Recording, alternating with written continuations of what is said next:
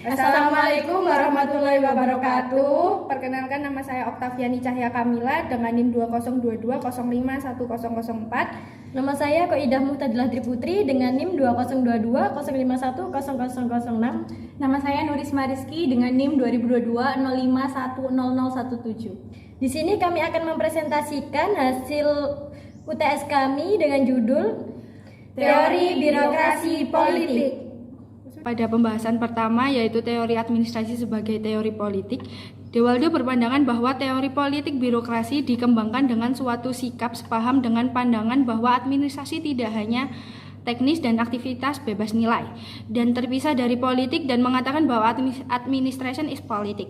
Dan Waldo juga memberikan sebuah kesimpulan bahwa administrasi bukanlah sebuah teknis dan netral nilai yang dipisahkan dari politik, dan administrasi adalah politik. Selanjutnya, paradigma politik birokrasi Allison. Paradigma politik Allison ini merupakan model yang ketiga. Politik birokrasi Allison dibangun melalui 4 proposisi, yaitu yang pertama, pemerintah atau eksekutif terdiri atas jumlah organisasi dan individu yang divergen memiliki tujuan dan agenda masing-masing.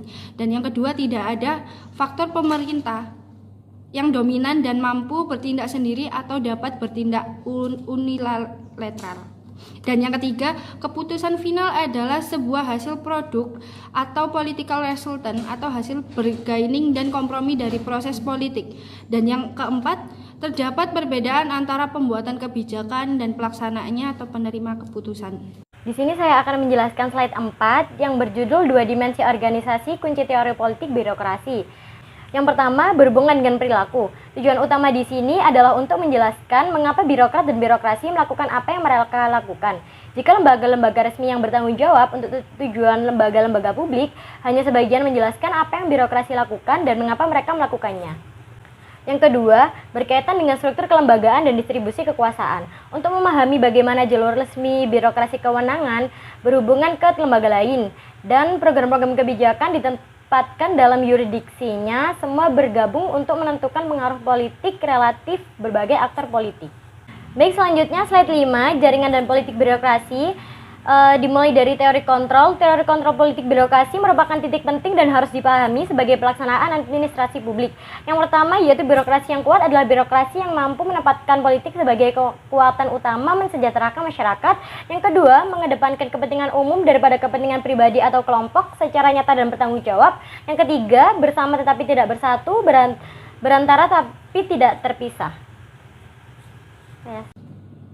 Selanjutnya, teori birokrasi perwakilan. Teori ini dapat mengatasi masalah teori administrasi demokrasi. Ketika terjadi berbagai perbedaan elemen yang ada dalam masyarakat dapat terwakili dalam lembaga pengambilan keputusan yang akan mengurusi kebutuhan dan kepentingan masyarakat.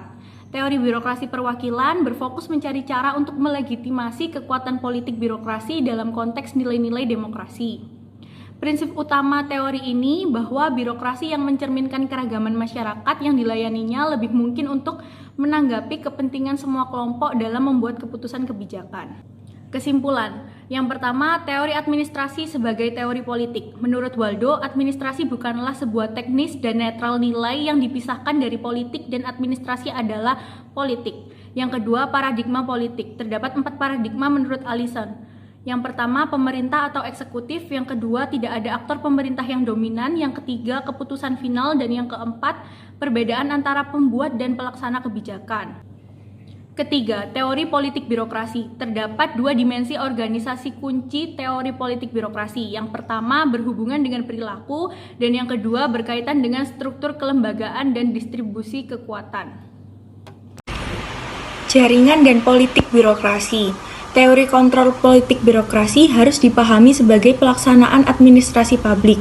Terdapat 3 tahapan teori kontrol. Yang pertama, birokrasi yang menempatkan politik sebagai kekuatan utama mensejahterakan rakyat.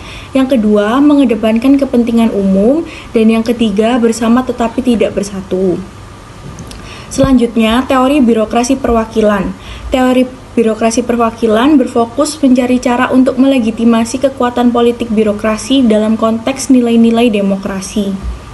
Sekian dari kami. Apabila ada kekurangan dan kesalahan mohon dimaafkan. Wassalamualaikum warahmatullahi wabarakatuh.